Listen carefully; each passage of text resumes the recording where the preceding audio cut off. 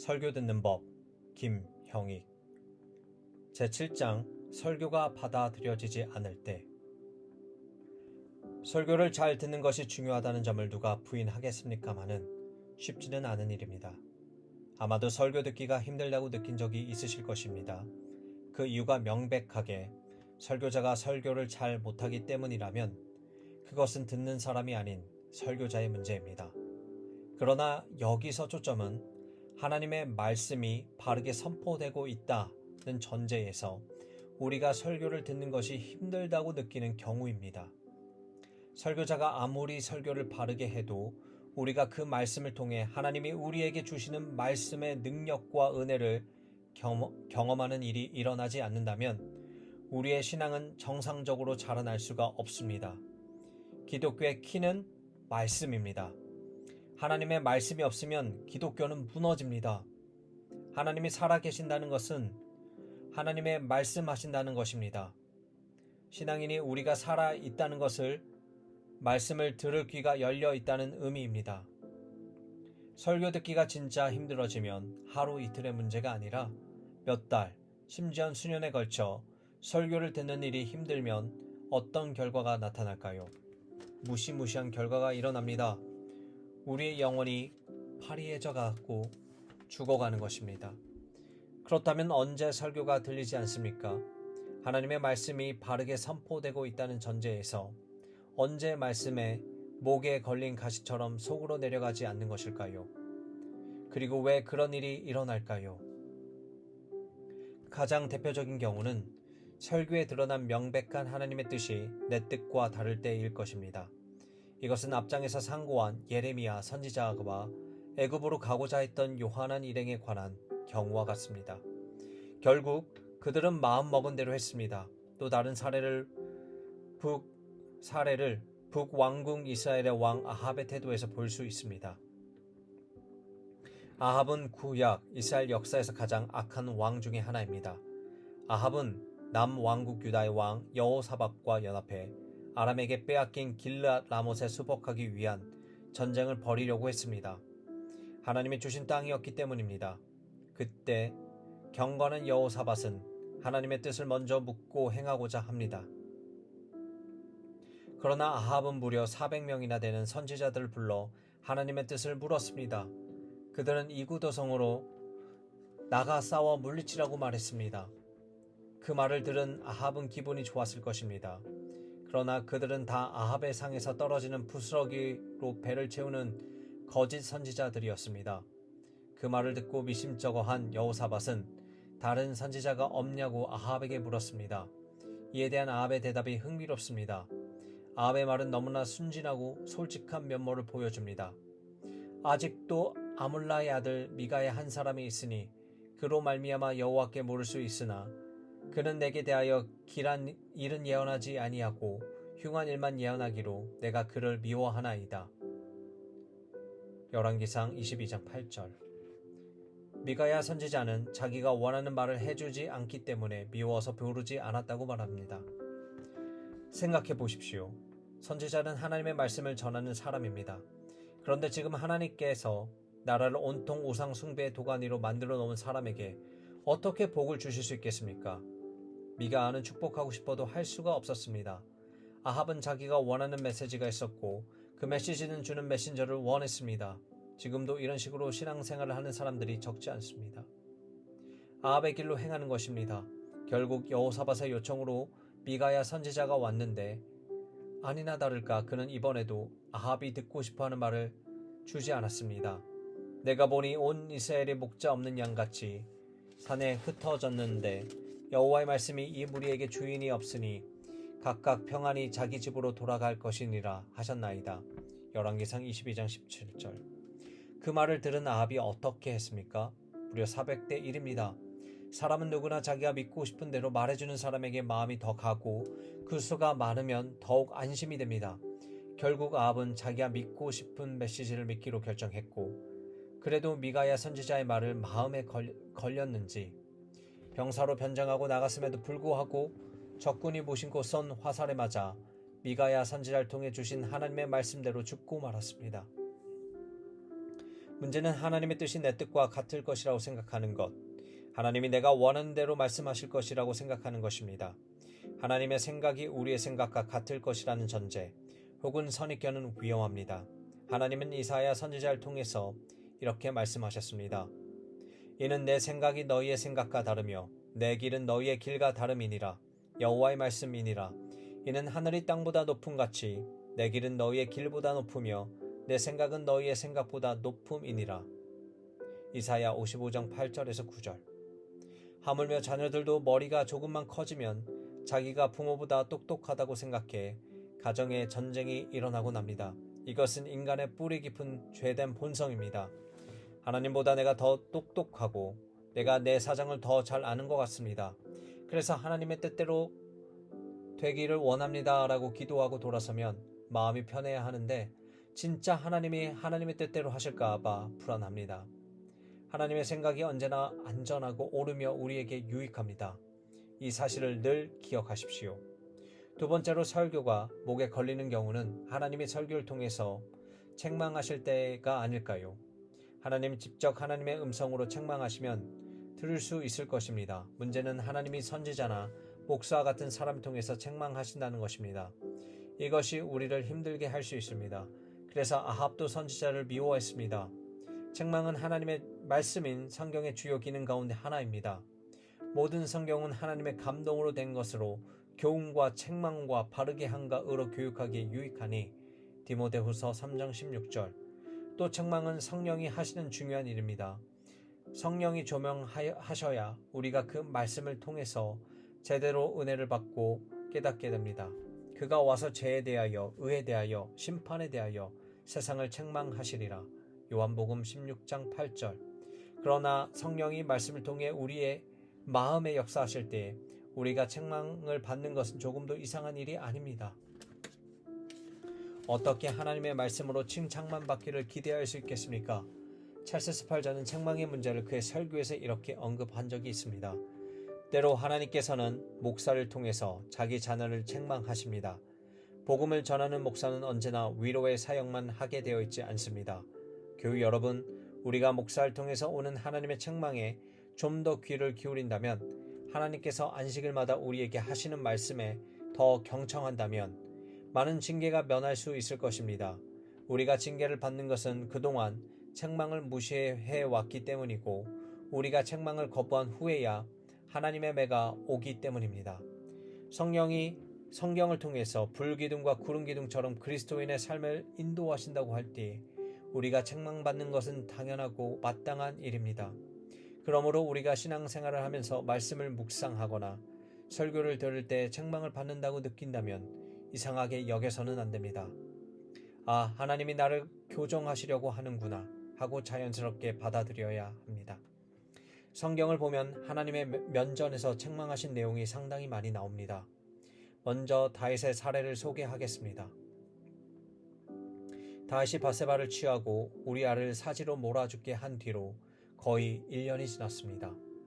다윗은 그 부정함으로 아들을 얻었습니다. 시간이 흐르면서 아무 일도 일어나지 않았고 다윗은 불편한 마음이야 있었겠지만 조금씩 무뎌져가는 경험을 했을 것입니다. 다윗이 이 기간 동안 하나님을 깊이 만날 수 있었을까요? 죄를 범했다는 사실을 하나님도 아시고 자신도 알고 마귀도 알고 심지어 요압도 알고 주변에 있는 신하들도 눈치로 다 알았습니다. 그런 상황에서 하나님을 깊이 만나기란 불가능합니다. 다윗은 1년 동안 회개하지 않았습니다. 하나님은 그런 다윗에게 나단 선지자를 보내셨고 그의 죄를 면전에서 책망하셨습니다. 그러한데 어찌하여 내가 여호와의 말씀을 업신여기고 나 보기에 악을 행하였느냐? 내가 칼로 햇사람 우리아를 치되 암몬 자손의 칼로 죽이고 그의 아내를 빼앗아내 아내로 삼았도다. 사무엘하 12장 9절. 그때 다윗이 어떻게 반응했습니까? 내가 여호와께 죄를 범하였노라. 사무엘하 12장 13절 하며 회개했습니다. 그가 회개한 내용이 시편 51편에 자세히 기록되어 있습니다. 설교를 통해 책망을 받을 때 우리는 이렇게 반응할 수 있어야 합니다.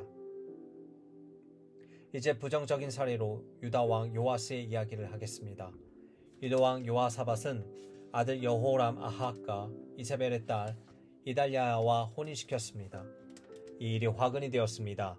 어머니 이세벨만큼이나 악한 여인이었던 아달랴는 왕자들을 모두 죽이고 스스로 왕이 되는 반역을 일으켰습니다. 하마터면 메시아의 후손을 끊어버릴 뻔했습니다.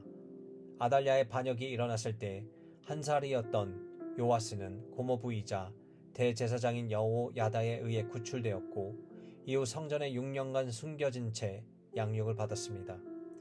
여호야다는 치밀하게 준비해 요아스가 7세 되던 해에 반정을 일으켜 아달랴를 몰아내는 데 성공하고 요아스를 왕위에 올렸습니다.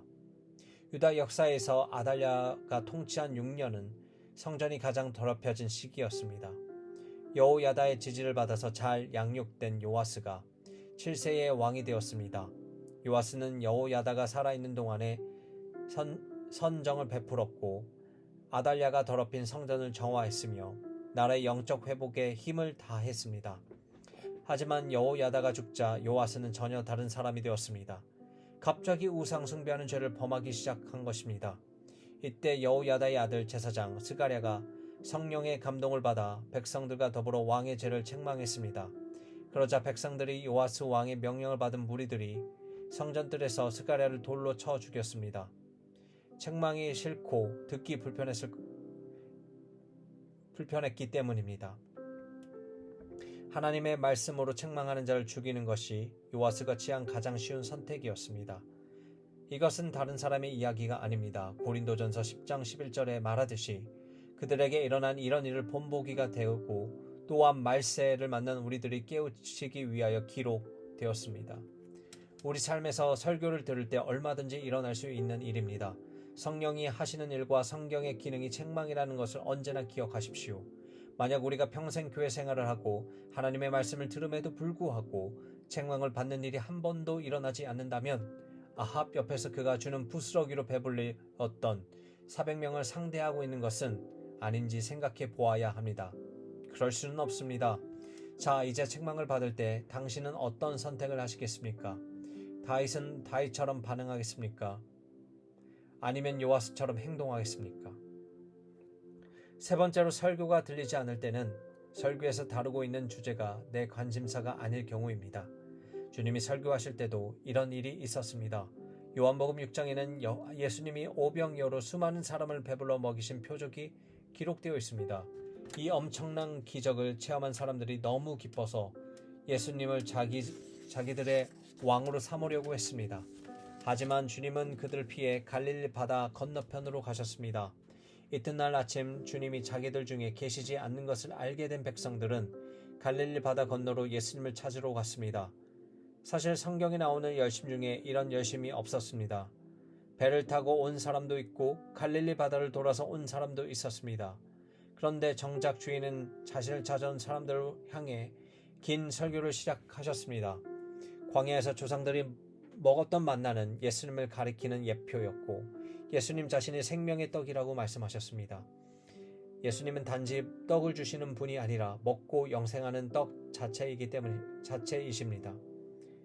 그런데 그처럼 간절했던 사람들이 예수님의 이 탁월한 설교의 은혜를 받지 않았습니다.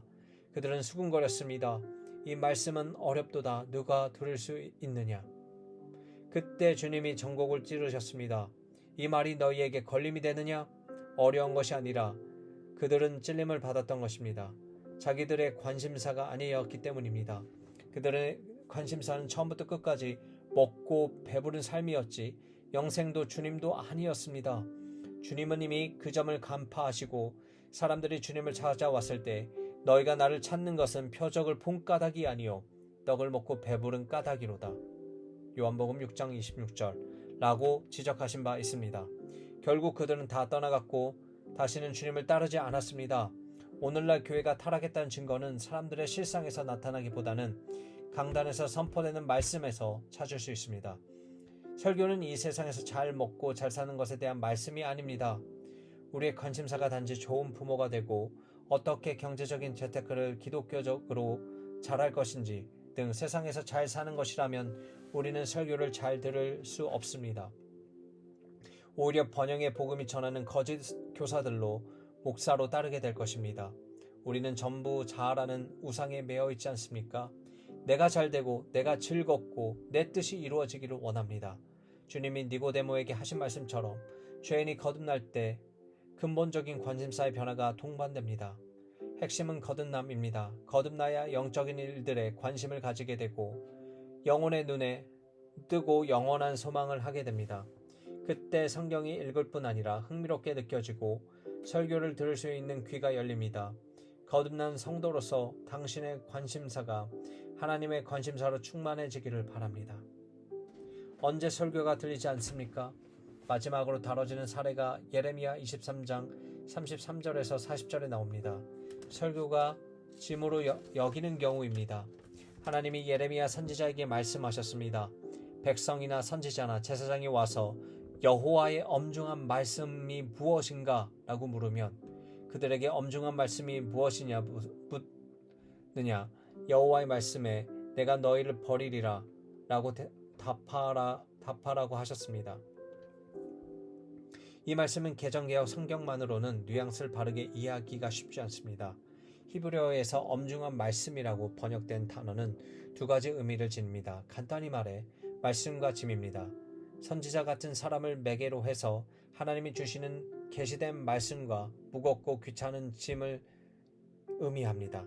두 가지가 전혀 다른 의미입니다. 여기서는 일종의 언어 유희가 있습니다.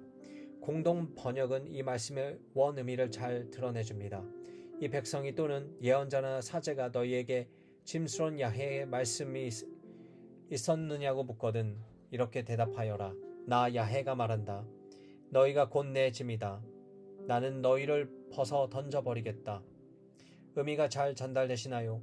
사람들은 예레미야 선지자를 통해서 주시는 하나님의 말씀을 짐스럽게 여겼습니다. 그러므로 그들이 예레미야 선지자에게 짐스러운 하나님의 말씀을 또 받은 것이 있냐라고 물으면 하나님이 그들에게 너희가 곧 내 짐이다 라고 대답하라고 하신 것입니다. 하나님의 말씀이 칼 끝이 하나님의 말씀을 짐으로 여긴 모든 백성과 선지자와 제사장을 향하고 있었습니다. 하나님은 하나님의 말씀으로 짐으로 여기는 자들을 자기 짐으로 여기사 그들을 잊어버리고 버려서 영구한 수치를 당하게 하겠다고 하셨습니다. 이것이 본문의 요지요 열쇠입니다. 이 말씀을 이해하면 나머지 부분을 이해하는 것이 쉽습니다. 여기서 우리는 하나님의 말씀을 잘 듣는 하나님의 열쇠와 하나의 원리를 생각해 볼 수 있습니다. 왜 사람들은 하나님의 말씀을 짐스럽게 느꼈고 또한 짐스럽다고 느끼게 됩니까? 이것은 우리에게도 생소한 경험은 아닐 것입니다. 우리도 하나님의 말씀을 짐스럽게 여긴 적이 있지 않습니까? 좀 더 구체적으로 말하자면 가령 헌금에 대한 설교를 들을 때 헌금을 더 많이 해야 할 것 같아 짐스럽다고 느낀 적이 없습니까? 어떤 사람들은 선교, 헌신, 집회에서 전해지는 메시지가 마치 자신을 선교사로 내보시는 하나님의 음성 같아 부담스럽게 느꼈을 수도 있습니다. 어떤 면에서 하나님의 말씀이 언제나 인간에게 부담을 준다는 사실은 부인할 수 없습니다. 때로는 부모님의 말도 부담스럽게 느껴질 수 있듯이 말입니다. 그러나 조금만 정직하게 우리 내면에서 느껴지는 부담의 정체를 생각해보면 거기서 사랑의 결핍을 발견하게 됩니다. 말씀하시는 분에 대한 사랑의 수치가 높아지면 의무감이나 부담스러움의 수치는 줄어듭니다. 사랑하면 할수록 부담스럽고 짐스러운 느낌이 줄어듭니다. 하나님을 사랑한다면 하나님만 명령하셔도 더 할 일이 없나요? 라고 여쭤볼 수도 있었을 것 같습니다. 하나님에 대한 사랑의 결핍에는 하나님이 누구이신지를 바르게 알지 못하는, 즉 하나님을 아는 지식의 결핍이 놓여 있습니다. 알지 못하는 하나님을 사랑할 수 없는 것입니다. 그래서 하나님을 바르게 알지 못할 때 하나님의 말씀이 번번이 짐으로 느껴집니다. 그러나 하나님을 바르게 알면 하나님을 사랑하게 됩니다. 하나님은 사랑스러운 분이시기 때문입니다. 주관적인 의미에서만 아니라 객관적이고 절대적인 의미에서 하나님은 사랑스러운 분이십니다. 성경은 하나님은 사랑이심이니라 라고 말했습니다. 그래서 하나님을 바르게 알수록 하나님을 사랑하게 됩니다. 만약 우리가 하나님을 계속 도와드리고 살펴드려야 할 괴팍하신 분으로 이해한다면 하나님의 말씀을 짐으로 느낄 뿐 아니라 하나님을 바르게 섬길 수 없습니다. 따라서 하나님을 바르게 아는 것은 매우 중요하며 신앙생활의 관건이라 할 수 있습니다. 그리고 하나님의 말씀인 설교를 오해 없이 잘 들을 수 있는 열쇠는 하나님의 선하심을 경험적으로 아는 것입니다. 이 열쇠는 하나님의 말씀을 짐으로 여기지 않고 하나님이 설령 우리를 책망하시거나 내 뜻과 다른 뜻을 말씀하실지라도 달게 받을 수 있는 기초가 됩니다. 하나님의 선하심을 맛보아 알고 하나님을 인격적으로 아는 사람은 하나님의 말씀을 제대로 들을 기본적인 준비를 갖춘 사람입니다. 아무리 많은 신앙 서적을 설렵하고 많은 지식을 가졌다고 할지라도 하나님의 선하심을 맛보아 알지 못하고 인격적으로 하나님을 만나지 못했다면 하나님의 말씀을 단지 짐으로 여기는 수준을 벗어날 수 없습니다. 선지자에게 와서 여호와의 엄중한 말씀이 무엇인가, 즉 짐스러운 여호와의 말씀을 우리에게 달라라고 묻는 것은 그들이 하나님을 사랑하지 않으면 하나님의 선하심을 맛보아 안 경험이 전혀 없는 사람임을 반증합니다.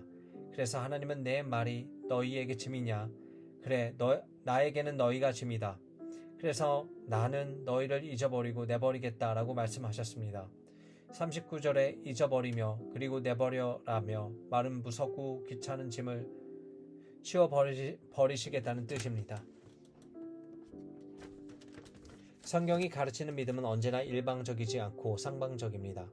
하나님의 사랑을 입은 자들이 하나님의 사랑하는 것이 구원을 얻는 믿음이고 하나님의 은혜로 말미암아 하나님의 선하심을 맛보아 안 사람들이 어떤 어려운 상황에서도 하나님의 선하심을 신뢰하는 것이 성경이 가르치는 구원 얻는 믿음입니다. 세상의 그 누구도 그 무엇도 피보다 진한 이 신앙을 이길 수 없습니다. 그래서 로마서 8장 39절은 높음이나 깊음이나 다른 어떤 피조물이라도 우리 주 그리스도 예수 안에 있는 하나님의 사랑에서 끊을 수 없으리라 라고 말합니다. 우리 편에서는 신앙이지만 믿음은 상방적이기 때문에 하나님 편에서 보면 그리스도의 예수를 십자가에 못 박아 죽이시기까지 한 확실한 언약의 사랑입니다. 우리는 이 믿음을 전제로 하나님이 무슨 말씀을 하시든지 그 말씀을 기쁨으로 들어 순종하게 됩니다. 하나님의 말씀을 들을 때 더 이상 그전처럼 짐으로 여기지 않고 도리어 하나님의 우리의 행복을 위해서 주시는 말씀으로 듣게 됩니다. 하나님이 우리에게 무슨 말씀을 무슨 계명으로 주시든지 하나님의 선하심을 전제로 하나님께 대한 믿음의 렌즈로 그 말씀과 계명을 보고 받게 됩니다. 설령 헌금이나 헌신 등 어떤 부담스러울 수 있는 말씀이라고 할지라도 그 모든 것을 하나님의 선하심이란 전제 아래서 듣고 받아들이게 됩니다. 심지어 책망도 회개 은혜를 주시기를 기뻐하시는 하나님의 사랑으로 여기게 됩니다.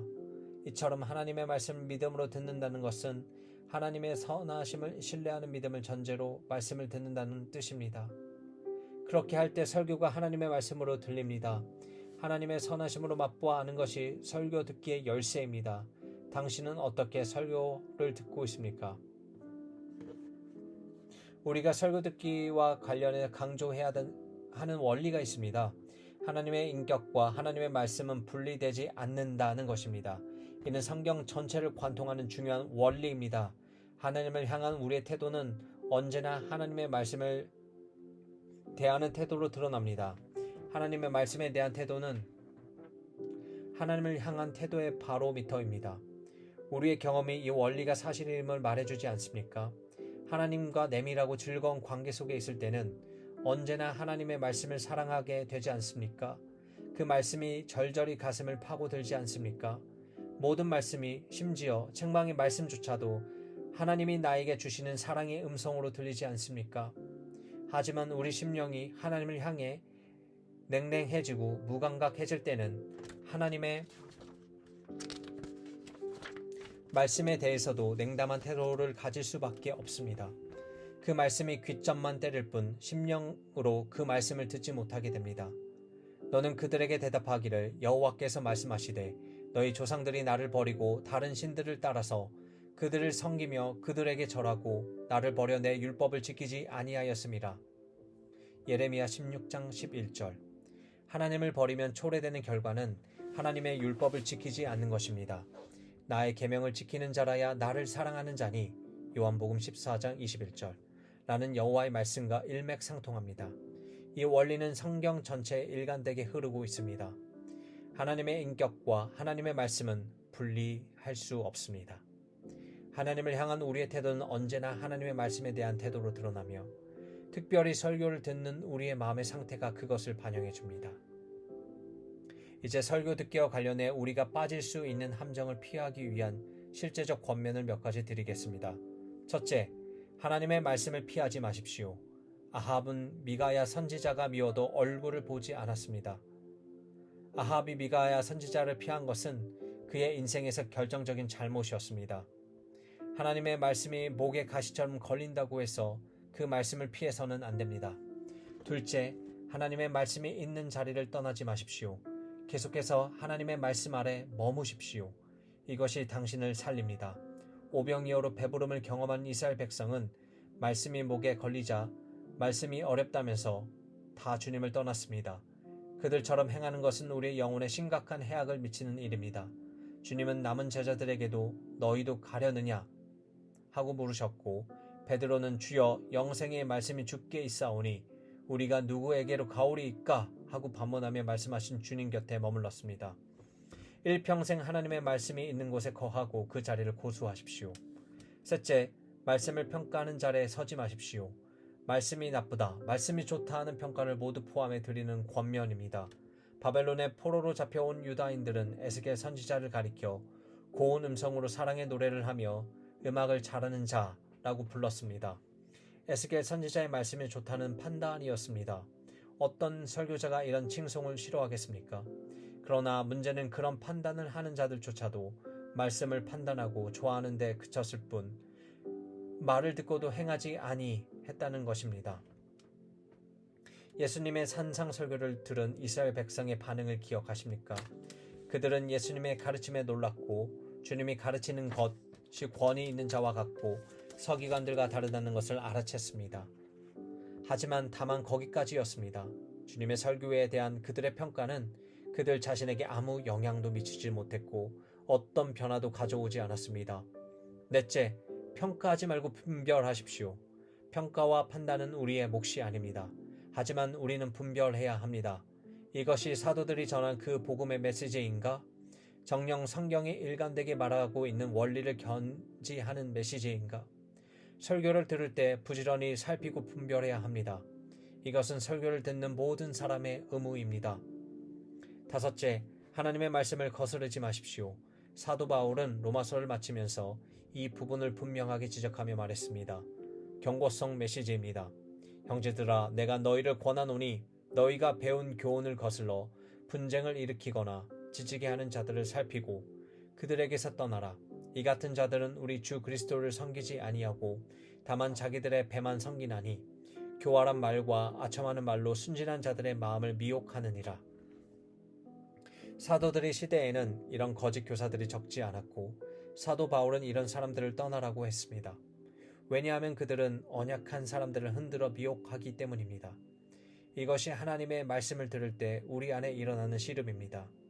들은 말씀을 가지고 하나님 앞에 나아가 내 생각을 죽이고 내 안에 있는 죄를 죽이고 하나님이 내게 주신 은혜가 내 안에서 살아나게 하는 시름이 있어야 합니다. 하나님의 말씀을 듣고 상관없이 사는 것이 아니라 일평생 들은 말씀을 가지고 하나님 앞에 나아가 기도하며 씨름하십시오. 그렇지 않으면 하나님의 말씀을 거스르는 일이 일어날 수 있습니다. 신자에게 있어서 말씀을 거스른다는 것은 상상조차 할 수 없는 일입니다. 사도 바울은 그런 자들이 있는지 살피고 그들에게 떠나라고 요구했습니다.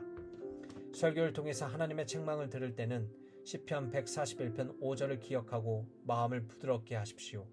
의인이 나를 칠지라도 은혜로 여기며 책망할지라도 머리에 기름같이 여겨서 내 머리가 이를 거절하지 아니할지라. 그들의 재난 중에도 내가 항상 기도하리로다.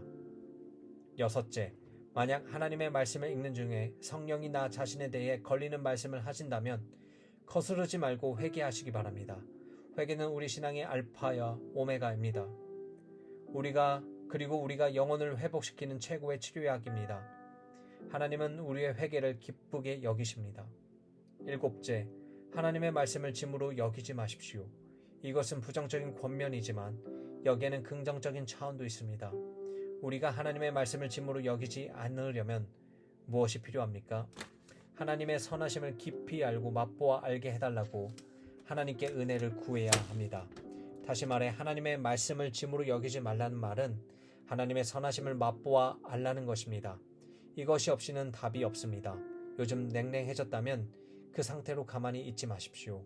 하나님, 제 마음이 하나님을 향해 불타오르게 해주세요 라고 기도하기 전에 당신은 먼저 회개해야 합니다. 하나님이 우리 가운데 한 사람도 예외 없이 하나님의 선하심을 맛보아 알게 하시던 복된 은혜를 주시기를 구합니다. 하나님이 우리의 평생에 그 말씀을 통해서 들려주시는 말씀 앞에 반응하고 그 말씀을 따라 주를 쫓아가던 복된 삶이 되기를 기도합니다.